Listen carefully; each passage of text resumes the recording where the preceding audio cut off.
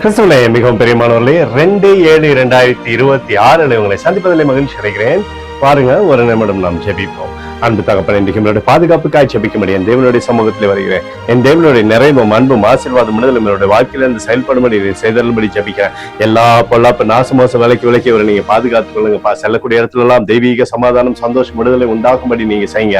இயேசு கிறிஸ்து செஞ்சின பரிசுத்த ரத்தத்தை இவர் மீதும் ஒரு குடும்பத்தின் மீதும் ஒரு செய்கிற சகல காரியத்தின் மீது பூசுகிறேன். ஆகவே இந்த நாள் முழுவதும் நிறைவின் ஆசீர்வாதம் இவரோடு இருப்பதாக. நீர் தருகிற நிறைவினாலே இவருடைய வாழ்க்கை நீங்க திருப்தியாக்கி வழி நடத்துங்கப்பா. உங்களுடைய கோலும் கைத்தறியும் இவரை தேற்றி ஆசீர்வதிக்கிட்டோம் தகப்பனே. நன்மையினாலே இவருடைய வாழ்க்கையை திருப்தியாக்கப்பா. சங்கீதம் 3:3 என் மகிமையும் என் தலையை உயர்த்துகிறவருமா இருக்கிறீர் என்று சொல்லி எழுதப்பட்டக்கூடிய வார்த்தையின்படி ஆண்டவரே, இவரை நீர் உயர்த்தி ஆசீர்வதித்து பேரை பெருமைப்படுத்துங்க. இயேசுவின் நாமத்திலே ஒப்புக்கொண்டு ஜெபிக்கிறேன் நல்ல பிதாவே, ஆமென். பிரியமான ஜெப பங்காளரே, ஒரு நிமிடம் நம்ம இந்திய தேசத்திற்காக ஜெபிப்போம்.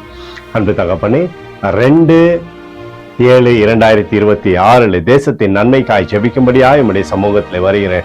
இந்திய தேசத்தை நீ ஆசீர்வதிக்கும்படியாய் ஜெபிக்க. ஆசீர்வதிங்க. தேசமானது நன்மையை பார்க்கும்படி நீர் செய்தல்லும்படி ஜெபிக்கிறபடி கிருபை கோலும் கைத்தறியும் தேசத்தை தேற்றுவதாக நிறைவானது தேசத்திலிருந்து அற்புதத்தை செய்தோமப்பா. எங்களுக்காக அடித்து நொறுக்கப்பட்டு இயேசு கிறிஸ்துவும் அவர் சிந்தின வெளியேறப்பட்ட ரத்தத்தை வைத்து ஒப்புக்கொடுக்கிறேன். அதோடு இந்திய தேசத்தில் எழுப்புதலை தரும்படியாய் ஜெபிக்கிறேன். எழுப்புதலை தருவீராக. எழுப்புதலை எங்கள் கண்கள் பார்க்கும்படி நீர் ஆசீர்வதிக்கும்படி ஜெபிக்கிறேன். நேற்றும் இன்றும் என்று மாறாதவராகிய இயேசுவின் நாமத்திலே ஒப்புக்கொண்டு ஜெபிக்கிறேன் நல்ல பிதாவே, ஆமென்.